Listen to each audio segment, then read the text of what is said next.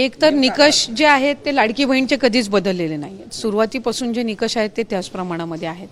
प्रत्येक विभागाकडे आपापली एक रजिस्ट्रेशन असतं, प्रत्येक विभागाकडे आपापला एक डेटा असतो. जसं अन्न व नागरी पुरवठ्याचा आहे किंवा कृषी विभागाचा आहे किंवा माहिती व तंत्रज्ञान विभागाचा असेल, परिवहन विभागाचा असेल.